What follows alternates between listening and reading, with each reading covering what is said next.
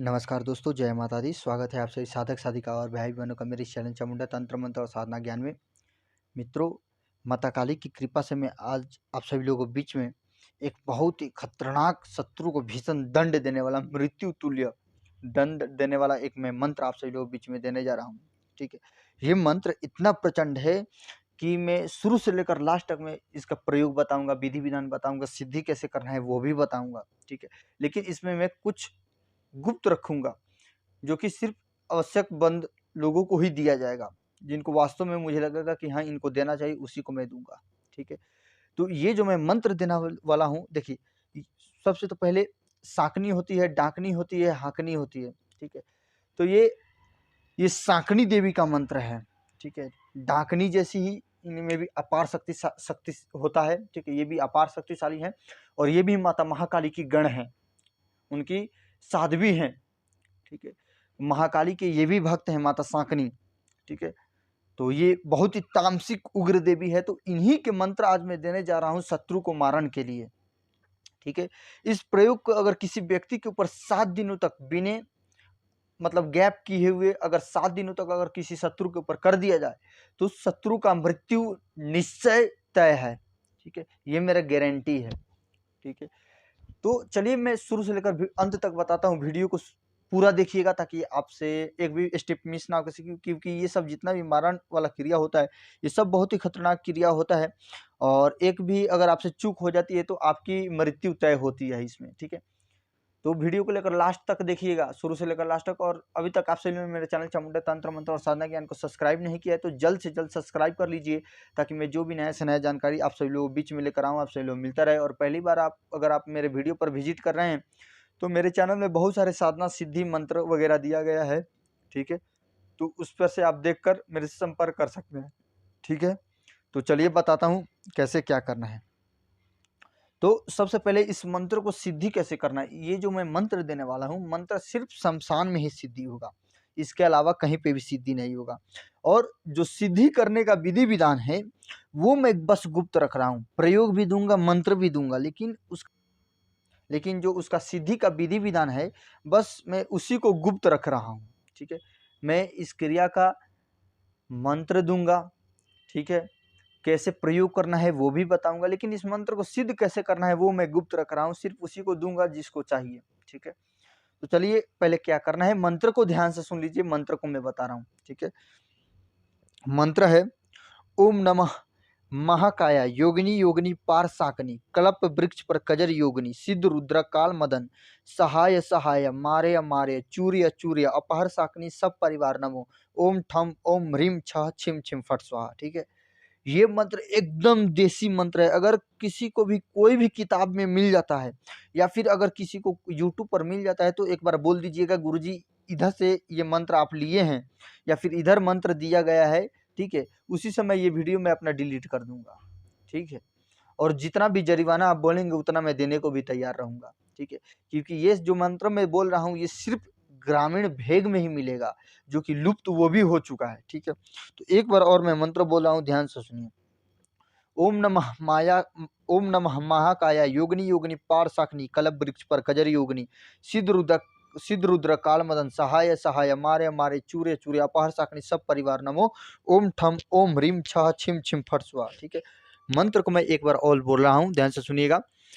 ओम नमः महाकाय युगनी युगनी पार साकनी कलब वृक्ष पर कजर युगनी सिद्ध रुद्र काल मदन सहाय सहाय मारे मारे चूरे चूरे अपार साकनी सब परिवार नमः ओम ठम ओम ह्रीम छह छिम छिम फट स्वाहा।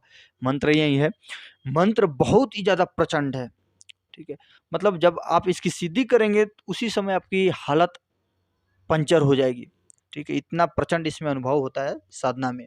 ठीक है, और इसका जब प्रयोग किया जाता है शत्रु के ऊपर तो इसमें माता योगिनी चलती हैं। ठीक है, साकनी देवी चलती हैं।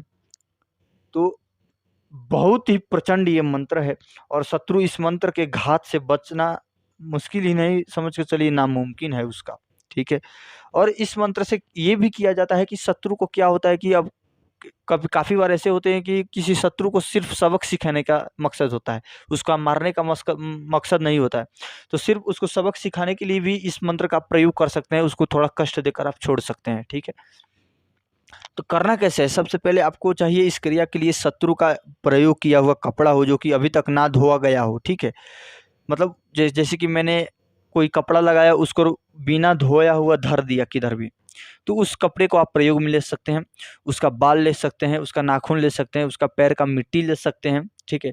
फिर नंगे पैर का मिट्टी चाहिए, ठीक है, पैर का मिट्टी ले सकते हैं, ठीक है।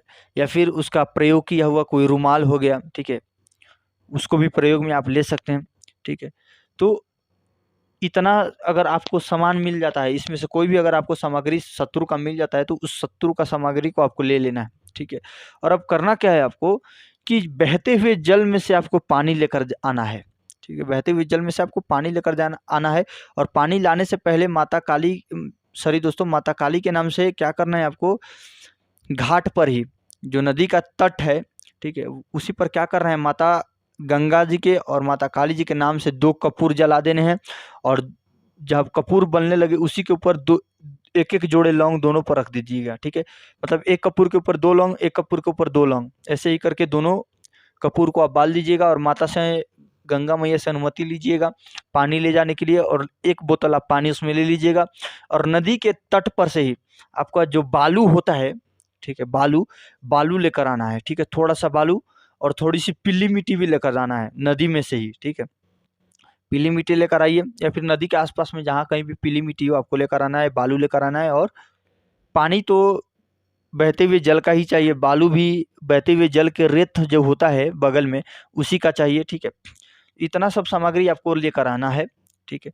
आने के बाद आपको क्या करना है, सबसे पहले आपको इस क्रिया को करने के लिए 11 नींबू चाहिए, 11 नींबू लेना है। सरसों का तेल का दीपक चाहिए, थोड़ा सा कलेजी चाहिए, ठीक है, कपूर चाहिए, 5 अगरबत्ती चाहिए, बतासे चाहिए, ठीक है, 7 जोड़े लौंग चाहिए। इतना सामग्री लेकर अब करना क्या है कि जो पीली मिट्टी आप लेकर आए हैं उससे एक पुतला बनाना है। और पुतले के बीच में क्या करना है, जो पुतला का जो पेट वाला जो भाग होता है, ठीक है, या फिर जहाँ पे हृदय वाला भाग होता है, उसी में क्या करना है, जो शत्रु का आप निशानी या फिर बाल हुआ, नोह हुआ, कोई भी आप निशानी लेकर आए हैं उसको क्या करना है, उसी पुतले में रख के उसको तो बंद कर देना है, ठीक है, मिट्टी से उसको भर देना है। भरने के बाद आपको क्या करना है, 1 उँगली जितना, मतलब 4 उँगली जितना लंबा आपको नीम का लकड़ी लेना है, ठीक है। और शत्रु के शरीर के बीचों बीच आपको क्या करना है, उस लकड़ी को क्या करना है, रख के गाड़ देना है, ठीक है। और उसके ऊपर से मिट्टी आपको भर देना है, ठीक है। तो ऐसे ही करके आपको एक पुतला बना लेना है। जब पुतला बन जाएगा, तो अगर आपके पास उसका बाल है तो सर के ऊपर उसका बाल, शत्रु का बाल आप लगा सकते हैं पुतली के ऊपर। और उसके बाद करना क्या है कि काले वस्त्र बिछा लीजिए, उसके ऊपर पुतला धर लीजिए। पुतला रखने के बाद आपको करना क्या है कि उस शत्रु का ध्यान धरते हुए, ठीक है, और इसमें एक आपको चाकू भी चाहिए, ठीक है। शत्रु का ध्यान धरते हुए आपको इस मंत्र का, जो मैं मंत्र अभी दिया हूँ, उसी मंत्र का क्या करना है, 1008 बार आपको जाप करना है, ठीक है। एक ही दिन में ये मंत्र इतना प्रचंड है, शत्रु का लंका लगा देगा, ठीक है। इतना प्रचंड और घातक मंत्र है ये, समझ रहे हैं। तो बस उस पुतले को देखते हुए, ठीक है, जाप करना है। और भोग में आपको क्या क्या रखना है वो मैंने बता ही दिया। 5 बतासे चाहिए, फिर 7 बतासे ले लीजिए। 7 बतासे के ऊपर एक एक जोड़ा लौंग रखना है। थोड़ा सा आपको पुष्प चाहिए जो कि माता काली के नाम से सब भोग रखा जाएगा। एक कलेजी चाहिए, ठीक है, बकरा का कलेजी हो या फिर मुर्गे की, मटन का आप मांस भी रख सकते हैं। थोड़ा सा शराब रख लीजिए बाबा काल भैरव के नाम पर, ठीक है। और इसी मंत्र को पढ़ते हुए जब मंत्र का जाप हो जाए तो आपको करना क्या है कि 11 नींबू की बलि देनी है, ठीक है, मंत्र को पढ़ते हुए और शत्रु का ध्यान रखते हुए। और शत्रु का फोटो हो तो उसको अपने आगे में रख लीजिए, उसको देखते हुए जाप करिए, ठीक है। या फिर पुतले में ही उस फोटो को आप रख सकते हैं। पुतले के अंदर, पुतली जो आपने बनाया है उसके अंदर ही फोटो को रख देंगे तो और बेहतर होगा, ठीक है।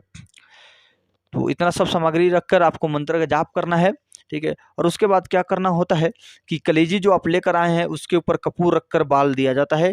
और माता काली को बोला जाता है, हे माता शाकनी, हे योगिनी माता, आप अपना भोग ले, हे माई काली, और मेरा जो कार्य है उसको संपन्न करिए, ठीक है। और बाबा काल भैरव को शराब की, मदिरा की धार देते हुए, अवगढ़ बाबा को धार देते हुए शराब की, आपको जो भी आपका कार्य है उसका निवेदन करना है, अनुवेदन करना है, ठीक है, कि ये जो मेरा कार्य है उसको संपन्न करिए।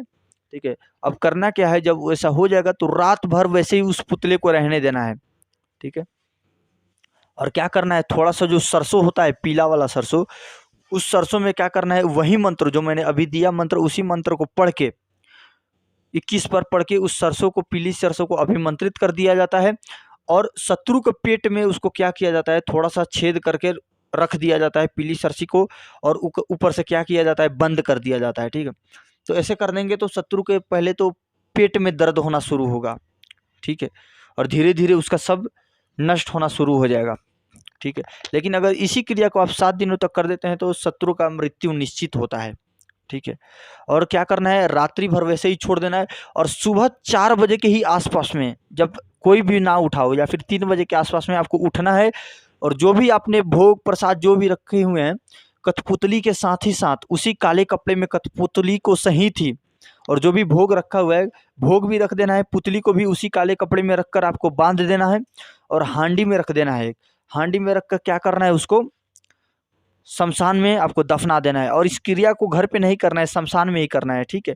तो क्रिया तो जैसे भी आपकी, जब 11 बजे से आप इस क्रिया को करेंगे तो 2-3 तो बज ही जाएगा, तो क्रिया करके उस हांडी में रखकर आप शमशान में ही उसको गाड़ दीजिए।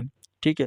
और फिर कल जाना है, और फिर से उस हांडी को निकालना है, और उसमें से पुतली को निकाल कर फिर से उसी के ऊपर क्रिया करना है, और फिर से उसी को गाड़ देना है। ऐसे ही आप 7 दिनों तक करेंगे तो शत्रु की मृत्यु हो जाती है।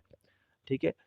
तो इसका जो मैं मंत्र है, मंत्र भी बता दिया हूँ, विधि विधान भी बता दिया हूँ, लेकिन सिद्ध कैसे करना है वो मैं गुप्त रखा हूँ, नहीं तो इसका बहुत ही गलत प्रयोग हो जाएगा, मैं जानता हूँ। ठीक है।